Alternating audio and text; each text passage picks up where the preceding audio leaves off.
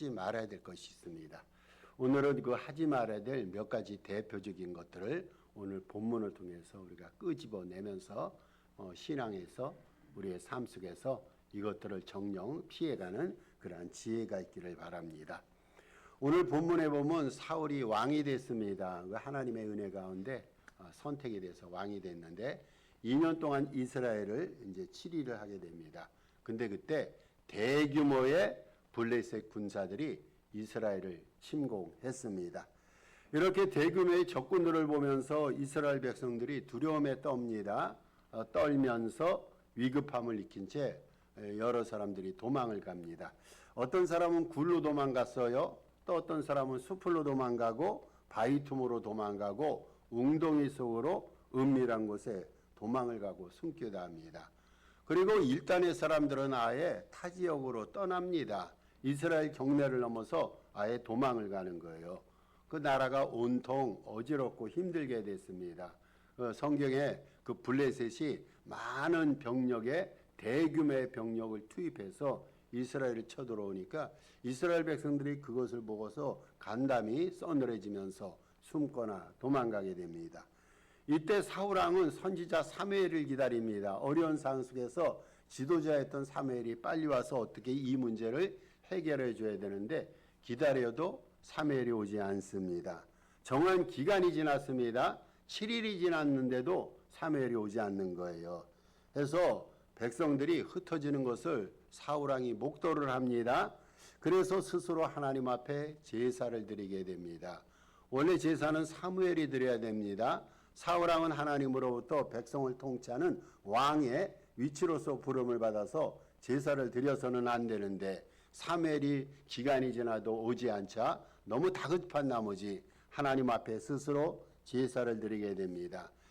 이 사울왕의 생각 속에는 이러한 마음이 있는 거예요. 내가 하나님 앞에 제사를 드리면은 이스라엘 백성들이 마음의 동요가 얼마나 심합니까? 백성들의 동요를 막고 전쟁을 승리로 이끌 수 있다라는 생각이 들어서 사울이 스스로 제사를 드렸단 말이죠. 그 후에 사무엘이 나타납니다. 나타나서 사울의 이런 행동에 대해서 칭찬하기는커녕 아주 준엄하게 꾸짖습니다. 아주 신랄하게 사울왕의 이런 행동을 꾸짖게 됩니다. 사울은 백성들이 동의하고 달아나니까 어떻게 해서든지 백성들을 한 마음으로 엮어야 됩니다. 그래서 백성들의 동요를 막아주고 제사를 통해서 하나님 앞에 승리를 보장받기 위해서 제사를 드렸는데 이러한 사울왕의 행위를 선지자 사무엘이 신랄하게 꾸짖으면서 이렇게 얘기합니다. 사울왕이여 당신은 망령되이 행하였나이다. 지금 이 사울왕이 행했던 행위가 망령되이 행했던 그러한 행위라는 겁니다. 여러분 망령되다는 말을 예전에 우리는 많이 들었어요. 예전에 어떤 노인들이 나이가 들어서 정신상태가 혼미해지면 우리는 노망 들었다 말합니다. 이거를 우리가 하나님 앞에 대입시킬 수가 있어요. 망령됐다라는 단어가 성경에 여러 차례 등장하는데 지금 누가 망령되이 그런 행위를 했습니까? 사울왕이 하나님 앞에 망령되이 행했다는 거예요. 여러분 사울왕 허우대 멀쩡하지 않습니까? 이지적이고 정신적으로도 반듯한 스스로 생각할 때는 반듯한 사람이고 논리적으로 이성적으로 행했던 사람인데 이러한 사울왕의 행위를 보면서 선지자 사무엘이 망령되었다 말합니다. 이 망령되이라는 히브리 단어가 있어요. 샤베라는 단어입니다. 이 뜻을 해석하면요. 무익한 헛된 거짓된 경솔한 이러한 의미를 담고 있습니다.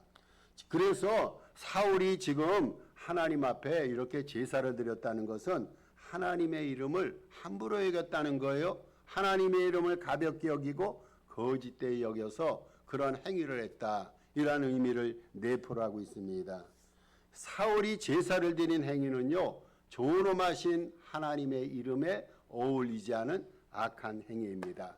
여러분 때로는 우리가 하나님 앞에 거룩하게 우리 스스로 생각할 때는 하나님 앞에 거룩하게 예배드릴 수 있고 하나님 앞에 우리 스스로는 성결하다 생각하면서 나갈 수가 있어요. 근데 우리가 조심해야 될 것이 있어요. 우리의 이러한 일반적인 행위가 하나님 눈에는요 망령된 행위로 비칠 수가 있고 해석되어 줄 수 있다는 겁니다. 지금 사울이 하나님 앞에 제사를 드렸는데 이 제사를 드린 근본적인 목적을 생각하면 이 목적이 잘못된 거예요. 여러분, 사울왕은요 하나님 앞에 사적인 욕심과 개인적인 뜻을 이루기 위해서 하나님의 이름을 무시한 채 그분의 이름을 거짓되이 사용했어요. 하나님의 이름을 도용해서 거짓되이 하나님 앞에 제사를 드리고 예배를 드렸다는 겁니다. 십계명이 있습니다. 십계명 가운데 그 유명한 제3계명은 이렇게 말합니다. 십계명입니다. 철두철미 십계명을 마음에 담고 지켜야 되는데 제3계명에서 너는 하나님 여호와 이름을 망령되이 부르지 말라. 하나님의 이름을 망령되이 부르지 말라 그랬는데 지금 사울은요 제사를 드리면서 명목상의 제사를 드리면서 여호와 하나님의 이름을 망령되이 여겼다는 거예요. 그거를 선지자 사무엘이 꼭 집어서 그 사울왕의 행위를 책망을 했습니다. 사울의 망령된 행위에 대해서 사무엘 선지자는요 이렇게 평가하고 이렇게 예언합니다. 이제 이 시간 이후부터 사울왕 가문에 속한 왕권이 길지 못하다. 그 왕권이 곧 떠나간다는 겁니다. 그리고 그 왕권이 다른 사람에게 넘어갈 것임을 예언을 했습니다. 사울을 향한 하나님의 심판을 선포했어요. 여러분, 쉽게 표현하면요 지금 이것을 현대의 의미로 해석하면 예배를 드리다가 예배를 주관하고 예배를 드리다가 오히려 하나님 앞에 심판을 당한 것과 똑같아요. 이 예배가 헛되다는 거예요. 무익하고 더 나아가서 하나님의 이름을 망령되이 여기는 헛되고 거짓되고 무익한 예배라 이렇게 판정을 받고 하나님으로부터 이후에 일어날 심판을 예고받게 됩니다. 신앙생활은요 우리가 신앙생활에 대해서 좀 깊이 있게 생각해야 되는데 신앙생활은 이런 것들이에요. 여러분, 신앙생활은요 내가 좋아하고 소망하는 거 또 나를 즐겁고 행복하게 하는 것을 행하는 것이 아닌 하나님이 기뻐하시고 좋아하시는 것을 행하는 것, 이게 믿음생활, 신앙생활이에요. 오늘 우리는요 신앙생활하면서 어떻게 하면 내 인생이 잘 될까? 어떻게 하면 내 인생이 행복하고 즐거울까? 어렵고 힘들 때 신앙생활을 통해서 기쁨을 수여받고 내 삶 속에 모자랐던 것을 보충받고 망가졌던 것을 새롭게 고침받는 것을 신앙의 목표로 삼고 목적으로 삼고 믿음생활할 때가 있어요. 여러분, 이것이 신앙생활 아니라는 거예요. 지금 사울왕은요 개인적인 어떠한 뜻을 이루기 위해서 사적인 욕망을 이루기 위해서 하나님의 이름을 도용해서 제사를 드리는 것과 마찬가지로 믿음생활이라는 것은 오직 하나님이 기뻐하시고 좋아하시는 것을 행하는 거예요. 여러분, 내가 원치 않아도 하나님이 기뻐하시는 거 있어요? 내 인생의 즐거움이 내 인생의 즐거움과는 무관하지만 그것을 하나님께서 바라시고 원하신다면요 그것을 행하시는 것, 이게 바로 믿음생활입니다. 믿음생활이란 것은요 오직 하나님이 즐거워하시고 하나님이 기뻐하시고 그의 마음에 흡족함을 우리가 드려야 되는 것, 이런 것을 행하는 것을 우리는 믿음생활이라 말합니다. 신앙생활의 주인공은요 내가 아니에요. 여러분, 신앙생활의 주인공은요 교회도 아니에요. 성도들도 아닙니다. 우리가 모여서 이렇게 하자고 해서 거기에 기쁨이 창조된다고 해서 이것을 일방적으로 우리의 뜻 가운데 이루어가는 것, 이거 믿음생활이 아닙니다. 신앙생활의 주인공은요 오직 하나님 앞에 영광을 드리는 것, 하나님을 기쁘시게 하는 것, 이것 외에는 믿음생활을 우리가 해석할 수가 없어요. 그렇다면 하나님께서 기뻐하시는 행위, 이것을 하는 것이 믿음생활인데 하나님이 기뻐하시는 우리들의 행위가 무엇이 있을까요? 성경은요 하나님을 기쁘시게 하는 것들을 분명히 성경에 명시하고 있어요. 여러분, 그것을 따라 행하면요 그게 믿음생활이에요. 근데 성경에서 분명히 하나님을 기쁘시게 하는 것이 언급이 되어 있는데 이것 안 하고 우리를 기쁘게 하고 스스로를 기쁘게 하는 거, 이거 믿음생활이 아닙니다. 하나님이 기뻐하시는 우리들의 행위가 뭘까요? 제가 예배를 시작하면서 늘 읊조리는 성경 구절이 요한복음 4장 24절입니다. 신령과 진정으로, 신령과 영으로 하나님 앞에 예배드리는 거. 여러분, 하나님께서 이것을 얼마나 기뻐하는지 몰라요. 우리가 하나님 앞에 예배드려요. 예배드리는데 형식적으로 예배드리는 것이 아니라 여기에 우리의 영을 쏟아붓습니다. 하나님의 말씀 가운데 예배를 드립니다. 여러분, 그러면 이 예배를 하나님이 안 받아주실 거예요? 근데 예배를 드려도 왜 은혜를 못 받아요? 예배를 드려도 왜 우리 마음속에 기쁨과 행복이 없습니까? 신령과 영으로 예배드리는 예배가 아니기 때문에 우리가 하나님 앞에 영과 진리로 예배를 드리면 하나님 기뻐하십니다. 여러분, 또 하나님이 기뻐하시는 것은요, 우리의 몸을 하나님 앞에 산 제물로 드리는 거예요. 일주일에 1시간 공적인 예배뿐이 아니라 삶의 자리에서, 삶의 현장에서 우리의 모든 것을 다 드려서 하나님 앞에 산 제물로 드리는 거, 하나님이 얼마나 기뻐하실까요? 여러분, 우리가 기뻐하고 기도하고 감사하는 거, 이거 데살로니가전서 5장 16절에서 18절 말씀 아닙니까? 기뻐하고 감사하고 늘 하나님 앞에 기도하는 거, 이런 생활을 영위할 때 하나님이 얼마나 기뻐하십니까? 여러분, 우리는요 수시로 하나님 앞에 죄를 지어요. 내 양심에 부합지 못한 삶을 수시로 살아갑니다. 그때마다 어떻게 해야 됩니까? 하나님 앞에 회개하고 하나님 앞에 돌아오면요, 하나님 그렇게 기뻐하세요. 하나님은요 회개하고 돌아오는 한 영혼을 온 천하보다 더 기뻐하십니다. 하나님의 말씀과 계명에 최선을 다해서 순종할 때 위에서 우리의 삶을 바라보시는 하나님이 기뻐하시지 않을까요? 여러분, 주님이 기뻐하시는 것이 있어요. 이웃을 자신의 몸처럼 섬기고 사랑하는 거예요. 신앙생활이 뭡니까? 위로는 하나님 사랑하는 거, 수평적으로는 이웃을 사랑하는 것이 신앙생활 아닙니까? 이웃의 가난하고 힘들고 어려운 사람들을 볼 때 그들을 섬기고 그들을 위해서 뭔가를 투자하고 그들의 삶을 위해서 함께 전진해 나가는 거, 이런 삶을 살아갈 때 하나님이 기뻐하십니다. 여러분, 하나님이 또 기뻐하시는 거 있어요. 땅끝까지 증인이 되는 거, 영혼 전도하는 거. 영혼 전도보다 귀한 거 있어요? 나는 구원을 받았는데 내 자식 가운데 구원 못 받은 자식들이 있어요. 당연히 전도해야죠. 우리 주변에 친하게 지내는데 여러분, 그분들에게 주의 말씀을 전하면서 복음의 역사를 이룰 수 있도록 아주 치열하고 열성적으로 그렇게 전도한 적이 있으신가요? 이런 행위들을요 하나님이 너무너무 기뻐하십니다. 또 하나님이 기뻐하시는 것이 있어요. 자기 십자가를 지는 거. 우리는 예수님의 십자가로 구원을 받았어요. 이 십자가를 통해서 우리의 죄가 모두 다 씻김을 받았어요. 그 다음에 주님께서는 예수님의 십자가로 구원받은 우리를 향해서 뭐라고 말씀하십니까? 자기를 부인하고 자기 십자가를 지고 나를 따르라. 우리가 자기에게 부여된 자기 십자가를 지고 주님을 따를 때 주님 너무 기뻐하세요. 여러분, 이게 믿음 생활이에요. 주님이 기뻐하시는 거, 행하는 거 다른 거 없어요. 그래서 주님 앞에 행복과 즐거움을 드리는 것, 이것이 바로 믿음 생활입니다. 반면에 하나님이 싫어하시는 것도 많이 있어요. 여러분, 하나님이 싫어하시는 것들은요 우리가 온전히 하지 말아야 됩니다. 하나님이 싫어하시는 거, 자신과 세상 사람들이 어떻게 해석하든 간에 그것은 믿음 생활이 아닙니다. 예를 들어서 성경에 보면 하나님이 싫어하시는 게 뭐가 있을까요? 여러분, 하나님이 싫어하시는 것도 하나님께서 꼬집어서 성경에 기록하셨어요. 그거 우리가 안 해야 됩니다. 정말 하지 말아야 됩니다. 뭐를 싫어하십니까? 교만, 탐욕, 시기, 자기자랑, 악의, 이간질, 위선, 거짓, 기만, 음란, 비방, 도둑질, 살인, 주술, 분냄 등. 여러분, 이런 것들은요 아무리 우리가 좋게 해석하고 환경 탓에 돌린다 할지라도 믿음과 관계가 없는 것들입니다. 주님이 싫어하시는 일 있잖아요. 주님이 싫어하시는 일들을 행하다 보면요 이것들이 쌓여서 결국은 하나님을 망령되이 여기는 결과에 이르게 됩니다. 주님이 싫어하시는 일 우리가 처음에 어쩌다 했어요. 하다 보니까 마음에 꺼리낌이 와요. 그럼에도 불구하고 마귀가 계속 하라고 우리를 유혹합니다. 그 일을 계속해서 했어요. 그러다 보면요 거기에 결과가 있어요. 그게 하나님을 망령되이 여기는 결과에 이르게 하는 거예요. 처음에 시작할 때는요 결과도 미미해요. 근데 이것을 계속 행하잖아요. 하다 보면요 여호와 이름이 무시를 당하게 되고 하나님의 영광이 회파가 되고 하나님을 망령되이 여기는 그러한 결과에 이르게 됩니다. 우리는요 주님이 좋아하시는 일 있잖아요. 지체없이 행해야 됩니다.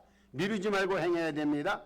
근데 주님이 싫어하시는 일들은요 하나라도 경히 여기지 말고 꼭 피해야 되고 삶에서 몰아내야 됩니다. 다시 말씀드립니다. 하나님이 좋아하시는 일은요 생각할 여지가 없어요. 그냥 하면 됩니다. 하나님이 싫어하시는 일 있잖아요. 따지지 말고 안 하면 됩니다. 이게 믿음 생활이에요. 굉장히 이지하고 심플하잖아요. 좋아하는 거 하고 주님이 싫어하시는 거 안 하고 그거 어떻게 우리가 합니까? 성경에 다 나와 있어요. 기본적으로 성경 보면요, 어떻게 믿음 생활하고 어떻게 은혜 생활할 것인가 성경이 우리에게 보여집니다. 성경을 부지런히 읽고 성경에서 우리에게 명령하는 거 그대로 순종하고 따라가면 그게 온전한 믿음 생활이에요.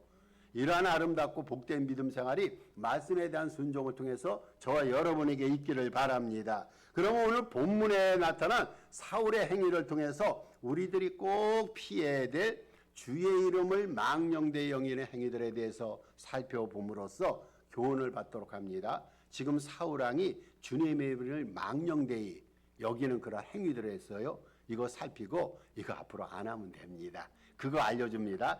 첫 번째로 자신의 허물에 대해서 핑계대는 거. 여러분 핑계대는 거. 핑계대지 맙시다. 꼭 피해야 될 거 핑계대지 마는 거예요. 사무엘의 꾸짖음에 대해서 사울왕은 11절에서 지금 선지자 사무엘에 와서 사울왕을 꾸짖었어요. 사울왕이 제사를 드리는데 당신은 망령되 행했다. 이렇게 꾸짖지 않습니까? 11절에 이렇게 말합니다. 사울왕이 이렇게 말하는 거예요. 사무엘에게 백성은 내게서 흩어지고 블레셋 사람들은 믹마스에 모였음을 내가 보았으므로. 다시 말해서 사울이 이렇게 말하는 거예요. 지금 백성이 도망가고 적군들은 쳐들어오는 긴박한 상황이에 어쩔 수 없이 할 수 없이 자신이 제사를 주관하게 됐다. 핑계대는 거예요. 적군이 쳐들어오는데 그리고 우리 백성들은 다 달아나는데 이런 상황을 보면서 내가 할 수 있는 일이 제사를 드리는 일밖에 없습니다. 라고 핑계를 댑니다. 사울왕은요, 이 상황이라면 누구라도 자신처럼 행할 수밖에 없다라고 변명합니다. 여러분, 변명과 핑계가 좋은 걸까요? 안 좋은 걸까요?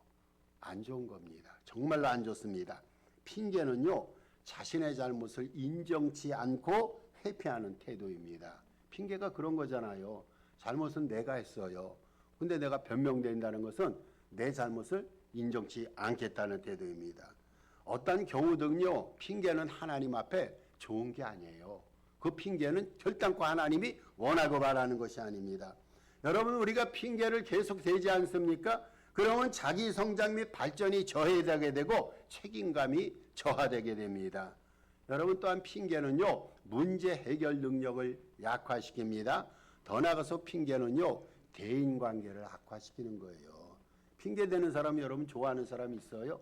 처음에는 핑계댈 때요, 그것을 좀 마음속에 받아들이고 꺼리낌 없이 그것을 마음속에 소화시키기도 합니다. 그런데 계속 핑계대다 보니요, 그런 사람과는 때로는 멀어지게 됩니다.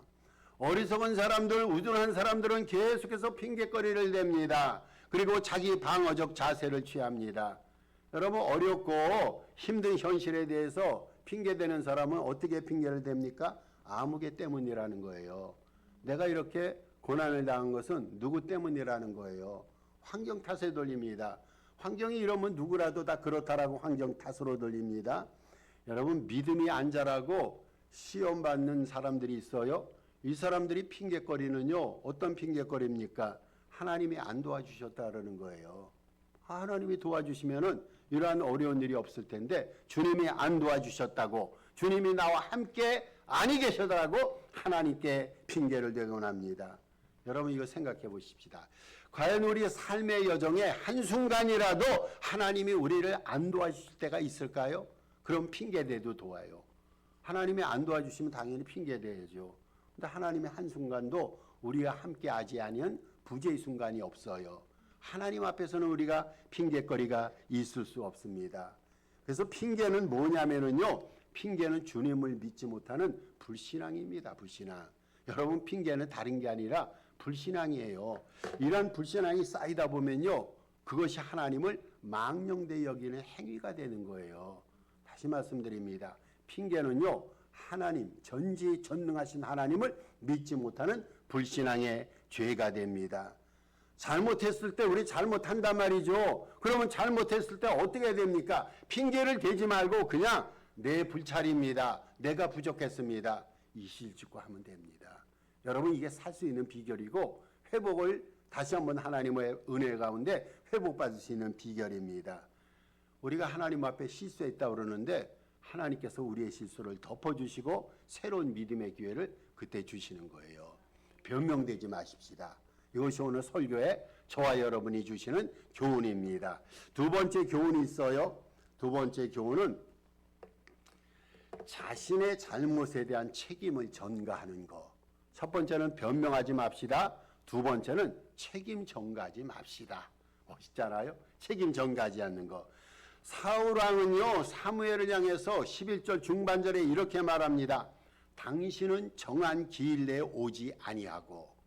지금 책임 전가를 하는 거예요. 당신은 정한 기일 내에 오지 아니하고 이렇게 말합니다. 이는 사무엘이 제때 제 시간에 오지 않았기 때문에 사울왕 자신이 스스로 제사를 드렸다는 거예요. 여러분, 이 말은 뭘 말합니까? 7일이나 늦게 온 사무엘 당신도 책임이 있다라는 거예요. 사무엘 늦게 왔어요. 늦게 오니까 사무엘을 향해서 당신이 7일 전에만 왔더라도 이런 일이 벌어지지 않았습니다. 따라서 제때 오지 않은 당신도 책임이 있다라는 책임 전가의 말입니다. 여러분, 책임 전가가 뭡니까? 책임 전가는요, 어떠한 사건이나 어떠한 잘못에 대해서 책임을 스스로 지지 않고 다른 사람 및 외부 요인에 그 책임을 넘기는 행위가 책임 전가입니다. 여러분, 책임 전가하는 사람은요, 자신의 잘못을 인정하기 싫어하는 사람이에요. 또 비난을 피하고 싶어하는 사람입니다. 분명히 자기 자신이 잘못했을 때 누군가 비난해요. 근데 그 비난을 피하기 위해서 자기 중심적인 편향으로 행동하는 것을 말합니다. 책임 전가할 때 상황이 진척이 됩니까? 그 순간은 임기응변으로 넘어갈 수가 있어요. 근데 책임 전가는요, 오히려 상황을 더욱 악화시킵니다. 최초의 책임 전가가 어디서 일어났겠어요? 여러분, 최초의 책임 전가가 일어났던 사건 장소가 있습니다. 에덴 동산, 놀랍게도 에덴 동산. 완벽한 하나님께서 지으신 에덴 동산 아닙니까? 처음에는 죄도 없었고 모든 것이 풍요했고 기후도 최적이었고 삶의 환경이 모든 것이 가장 최적이었던 아름다운 천국 동산이었어요. 그런데 거기 죄가 들어오니까 책임 전가가 함께 들어온 거예요. 여러분, 죄가 있는 곳에는요, 책임 전가도 함께 가요. 최초의 인간이었던 아담이 선악과를 먹었어요. 그리고 하나님께서 왜 네가 선악과를 먹었느냐 책임을 추궁하실 때 아담이 누구에게 책임을 돌리니까 나와 함께한 이 여자가 먹으라 해서 내가 먹었나이다. 여러분, 먹기는 지가 먹지 않았어요? 근데 그 여성에게 책임을 전가하는 거예요. 하나님께서 하와에게 또 묻습니다. 너는 왜 선악과가 먹었냐? 나를 유혹해서, 뱀이 나를 유혹해서 선악과를 먹었나이다. 여자는요, 뱀에게 책임을 전가했어요. 다 하나님 앞에 선악과를 먹고 죄를 지었는데 죄가 있는 곳에 책임 전가가 일어났단 말이죠. 책임 전가는요, 모든 사건의 판단자이신 하나님의 주권을 무시하는 죄입니다. 여러분, 하나님의 주권을 무시하는 죄가 책임 전가입니다. 그러면 잘못이 있을 때는 어떻게 해야 됩니까? 여러분, 우리가 잘못을 범한단 말이죠. 잘못이 있을 때는요, 하나님 앞에 그냥 나가서 주님, 내 탓입니다. 내 탓입니다. 내가 잘못했습니다. 이렇게 고하며 회개하면 됩니다. 여러분, 실수 안 하는 사람 있어요? 허물이 없는 사람 있어요? 다 우리가 실수하고 허물과 죄 가운데 살아갑니다. 여러분, 그때마다 책임 전가 안 하잖아요. 책임 전가해서는 안 되잖아요. 잘못이 있을 때는요, 그냥 하나님 앞에 나가서 이실직고하면 됩니다. 하나님, 제가 죄인입니다. 내가 죄를 지었습니다. 내 탓입니다. 이렇게 하나님 앞에 회개할 때요, 하나님 앞에 우리의 죄를 자백할 때 하나님은 모든 불의에서 우리를 깨끗게 하시며 우리의 믿음을, 우리의 성결함을 다시금 회복시켜 주시는 거예요. 믿음이 회복되는 것은요, 하나님 앞에 죄를 고하고 회개하는 겁니다. 세 번째, 우리가 피해야 될 것이 있어요. 이제는 자기의 행위를 합리화하는 거, 합리화하지 말아야 됩니다. 12절에 의하면요, 사울은 하나님의 은혜를 구하기 위해서, 하나님의 도움을 구하기 위해서 부득불 제사를 드렸다 말합니다. 즉 적군이 막 쳐들어오고 있어요. 근데 자신이 아직도 하나님께 도움을 구하지 아니했구나, 내가 하나님의 은혜를 구하지 아니했구나 라는 생각이 들어서 하나님의 은혜를 구하기 위해서 제사를 드렸다는 거예요. 다시 말해서 내가 제사를 드리면 하나님의 은혜가 쏟아진다는 여기에 따른 합리화를 말합니다. 사울은요, 자기가 하고 싶어서 제사를 드린 것이 아니라 백성들을 위해서, 백성들이 하나님의 도움을 지금 못 받고 있는데 하나님의 도움을 백성들에게 주기 위해서 저들을 위해서 제사를 드렸다고 자신의 행위를 합리화합니다. 자기 합리화가 뭡니까? 자기 합리화는 자신의 행동이 잘못되거나 실패했을 때 그에 대한 죄책감이나 자존감, 저하를 막으려 하기 위해서 그럴듯한 이유를 들어서 스스로를 정당화하는 심리적 방어 기제입니다. 우리 종종 자기 행위를 합리화할 때가 있잖아요. 이 합리화는요, 자기 방어의 기제가 됩니다. 그런데 사울이 한번 생각해 보십시다. 사울왕이 제사를 드림으로써 하나님의 은혜를 얻어야겠다라는 합리화에는 오류가 있어요. 여기 여러분, 합리화에는요, 모든 합리화에는 오류와 잘못이 있습니다. 은혜는 필요에 따라서 주님이 주시는 것이지, 한번 생각해 보세요. 은혜는 필요에 따라서 주님이 주시는 것이지 사울이 제사를 드린다고 해서 하나님의 은혜가 조정되는 게 아니에요. 그렇잖아요. 내가 제사를 드리고 내가 이렇게 뜻해서 이런 행동을 하면 하나님의 은혜가 더 많이 쏟아진다. 내가 하나님의 은혜를 주장하고 내가 하나님의 은혜를 다스릴 수 있는 그러한 주권과 그러한 능력이 나에게 있습니까? 아니죠. 하나님의 은혜는요, 사울왕이 제사를 드린다고 해서 내려오는 것이 아니라 하나님의 손길과 하나님의 주권에 달려 있습니다. 자기 합리화는요, 오히려 주님의 은혜로부터 멀어지게 하는 죄입니다. 아까 제가 세 가지 것을 말씀드렸어요. 핑계대는 것. 여러분, 핑계대는 것은요, 주님을 믿지 못하는 불신앙의 죄입니다. 책임 전가 있잖아요. 책임 전가는 판단자이신 하나님의 주권을 무시하는 죄입니다. 그리고 자기 합리화는요, 오히려 주님의 은혜로부터 멀어지게 하는 죄가 됩니다. 우리가 자기의 이 행위에 대해서 합리화를 논하잖아요. 합리화시키잖아요. 그럼 주님의 은혜가 더 달아나게 돼 있어요.